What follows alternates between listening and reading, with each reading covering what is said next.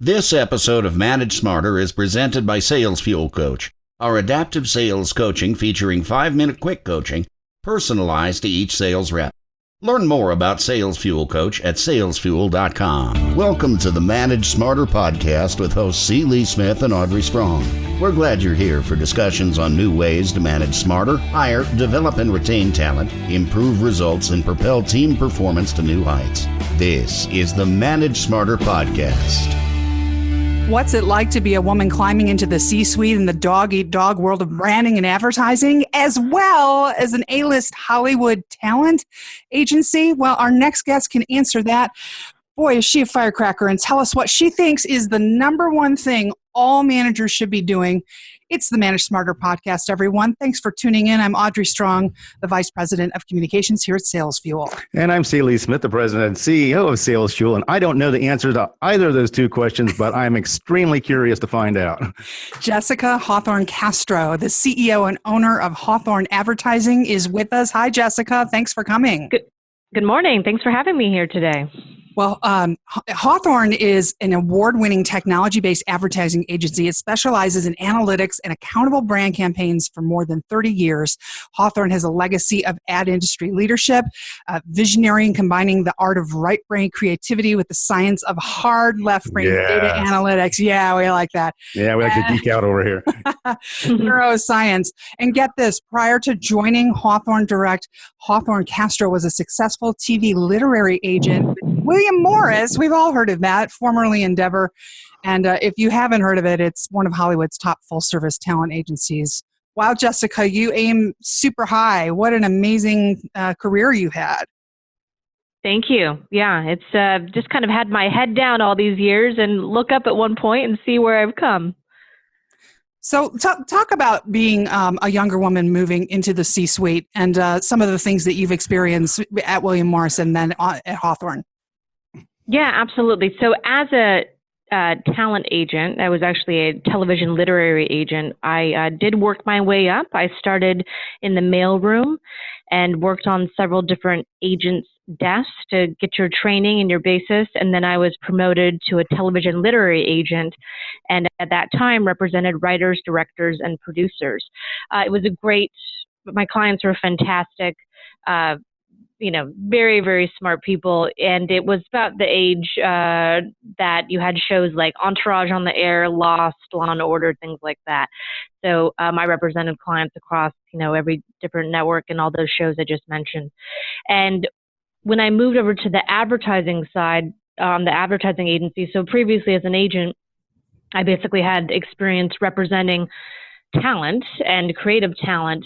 And so then when I moved over to the ad agency world, I then actually started representing the client side, which ended up being more of these brands. So Fortune 500 companies and the entire brand team of a client, and then helping to shepherd their campaigns from the beginning, from the strategic development of the campaign, the messaging, taking it through the media plan and airing, and then ultimately, obviously the data analytics side to determine the ROI and the profitability of the campaign. And when I moved over to advertising, I actually really had no idea how much I would love it. But it's a really fun, a vibrant field, also moves very, very fast, and that fits my speed very well, and that you can see campaigns very quickly from beginning to end, and to launch and be successful, or things you need to change in the interim. And the speed of it, the speed at which you see results, the speed at which you can make changes, and while shepherding the client side the entire time and guiding them through that process was really a perfect match. I loved it on all sides. Let's talk about that change for a second. So what's been the biggest change you've seen in the advertising and marketing world the last couple of years? This is, maybe all fields are moving at such a rapid pace, but definitely in the advertising field, it's changing and morphing literally every day. Not only from the number of channels that continue to emerge, right? Just on the network, the connected TV side, all sides, right? The digital side. So the number of channels that explode literally daily, the way that people are taking in content on the subscription side, and all those things have elements of advertising, whether people really kind of know it or not. So if you are on a pure subscription basis, a la Netflix or something, there's always the revenue streams, and the business side of it is always something that I'm very in tune with, and because ultimately I'm in the business to, for my clients to be profitable, and then for, the networks to be profitable as well. So, the subscription side of pure, digital or subscription companies, that's one way they obviously make money, but they also have brand placements within shows. Like Starbucks so there are many in Game of Thrones, right? That's exactly right. Who knew? Craft services, big mistake. Exactly. So yeah, it's changing on a daily basis and a daily basis, and really to keep up with that is fun, but definitely a challenge as well, to inspire and move your staff while running really fast, performing on current client campaigns, and pushing a company and all of your processes forward to evolve, not only be competitive, but kind of best in class in the field. So it's definitely a balance. Well, definitely, it sounds like, digital is definitely the big disruptor in the industry. So what do you think is going to be the biggest change we're going to see in the next 2, 3, 4 years to the industry? There will continue to be many different forms of ways to not only, ingest content, but your brands and the personalized experience, and anything from, driverless vehicles, and you will see many different ways and screens and places where you can actually, a brand can show content or customize an experience, or your car could take you, to a very, a specific store or location or whatever it might be, or just while you're driving, you can have a display all around you, while you're driving. So there's going to be a lot happening on that side. And then you will definitely see which of these platforms on the subscription basis are going to emerge to the top, and maybe some models have to change a little bit to make sure that they're, profitable. So. They're talking now. I've read in Miami, there's a struggle down there about they want to put these LED ad billboards out in the water off the beach. Right. And people are like, I want to look at the horizon. Do I want to look at a billboard? And I think it's actually going to happen. Or is it already happening? I don't know, but that's a little bit novel.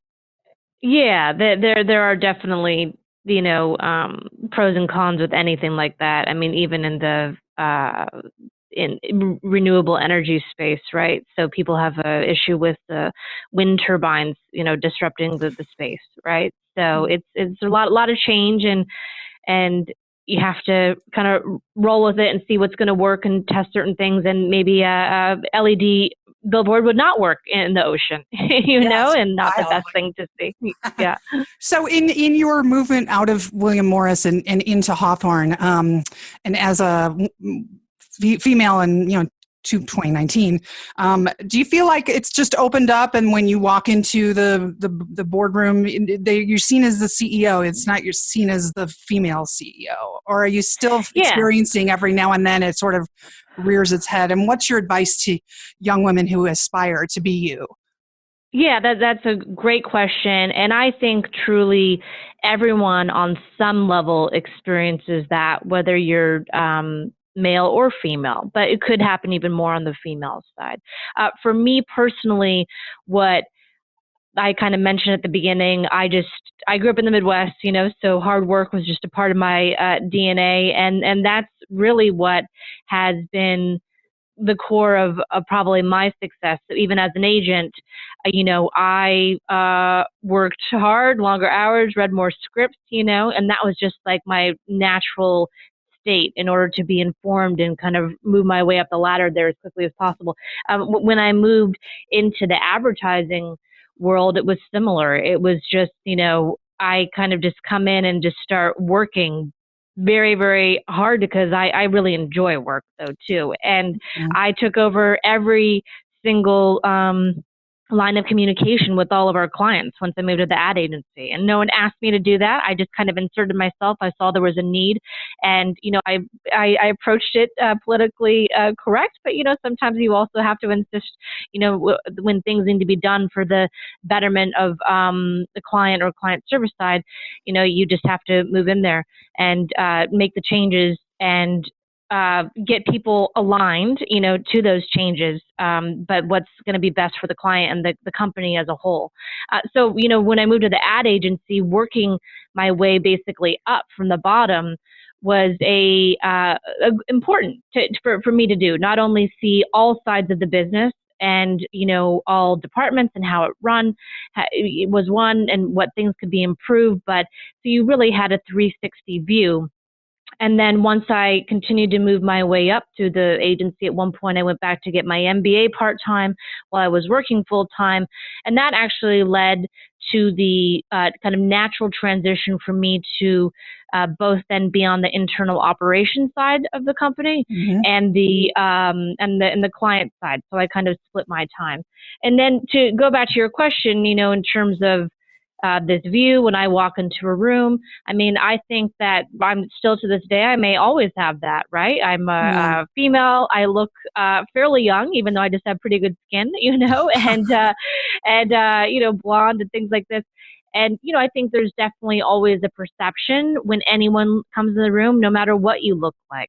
But I think that for me, it's typically when I start speaking or open my mouth, that quickly goes aside and you kind of surprise everyone, So I try not to think about that too much and just let the work really speak for itself. And for me, it was this knowing core operations, knowing how to perform, knowing how to politically be able to push things forward that needed to be done, but while in a way where you're, getting people aligned with it it was a natural strength, but you also have to just do it, and no one told me or gave me permission. It's just what I, knew I had to do. So. Sounds taking initiative and working harder and smarter, all of those things. And so what I said at the top of the show, it seems to me like the number one thing in all of that learning curve that you had that you say is the number one thing everybody should do is invest in employees. Oh, yes, absolutely. It's in any business, but especially our business in advertising. I mean, your company is your employee. Even we're moving towards data and analytics and all these things and automation, but really still it's people behind all those programs that are doing that. So employees are the most important thing, and culture is the most important thing to any company. And I also personally, because I like to work hard, I like to enjoy what I'm doing and have fun while I'm doing it and have fun with the people around me. So that's absolutely critical for me personally, and was to the culture of the company, that I really want people to work hard, really have the greater good of the company and the client in mind. That is the most important. The people that are kind of out for themselves, that doesn't always work, in our environment. Yeah. And you can see that through that quite quickly. So it's this, people who have the greater good in mind, but then also we like to have fun. And so, we're a certified great place to work, and, with all the different awards and things that, the company gets, that I get, that's actually, that's the thing that's most important to me, that I treasure the most, is that we have a really balanced culture, and obviously good benefits, but good events, and and a good honest camaraderie and place to work. So absolutely critical. I like to say that culture is what brings us together and what sets us apart. So what sets your company apart from the others? What do you guys do in your culture that you think is unique or different?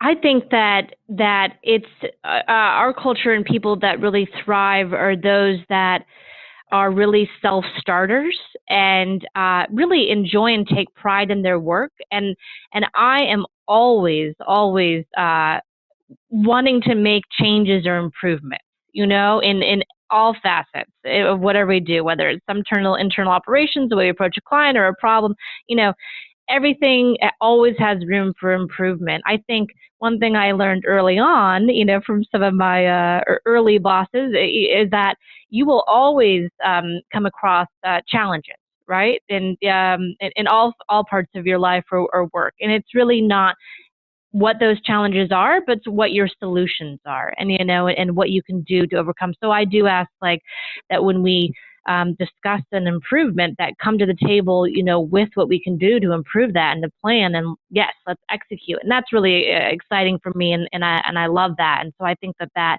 is, for us, that's this culture of constantly driven to do it better and how we can do things better. And also for the world, we want to, try to help the world, also be a better place for everyone.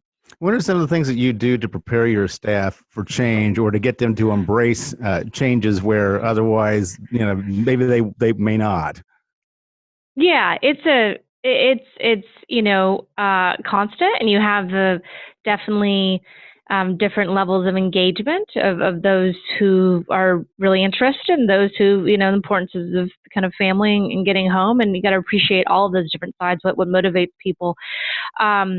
I have several different training platforms, which, we have available to people, that we have also scheduled training. All the executives, we operate on a operational system called the Entrepreneur Operating System, which kind of builds in leadership development as part of it. I attend many TED conferences, and sometimes I actually don't go in person, and I just have them running, TED Talks, throughout the company for people to be able to pop into. In our monthly company meetings, we typically do a corporate social responsibility update for not only things that we're contributing to the community, both obviously financially, but we're giving our time, or beach, cleanups. We just did something with the Surfrider Foundation. But also, we give updates of what's going on in the world, right? Current states of improvements in the world, or things on singularity, the speed of technology, what's moving. So it's kind of constantly feeding people this information, but also trying not to be too not pushing it on people too, because everyone wants to accept things at their own pace. Well, and I've said, having worked for agencies and run my own agency life, if you don't like change, it's probably not the right job for you. With clients coming and going, and we all know that. Give us just to wrap things up, give us kind of what Hawthorne is working on right now. It's hawthornedirect.com, everybody, and Hawthorne has an E on it. Yes, thank you. That's exactly right. The speed of change and innovation is key. I'm excited about the platforms that continue to emerge in all sides of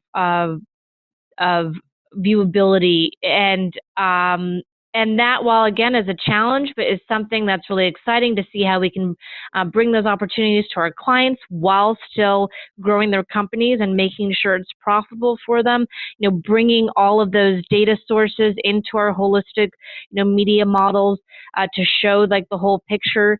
So, it's exciting. It's a lot of change, like you said, and I'm really optimistic about where the world is going. I know it's a lot, but you just have to, stay grounded, focus on the goal, stay settled while kind of people are a lot going on around you, and you will get there, and you'll do it together. Fantastic. Well, that sounds good. You want to reach out to Jessica, your Twitter is Hawthorne-Castro, at Hawthorne-Castro. She's also obviously on LinkedIn, Jessica Hawthorne-Castro, but no hyphen, right?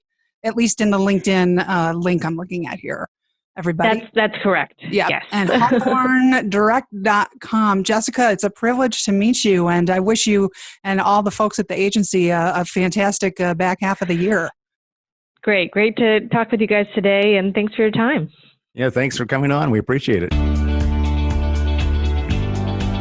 Thanks for listening. If you enjoyed the show, please rate and recommend on iTunes, Overcast, or wherever you get your podcasts.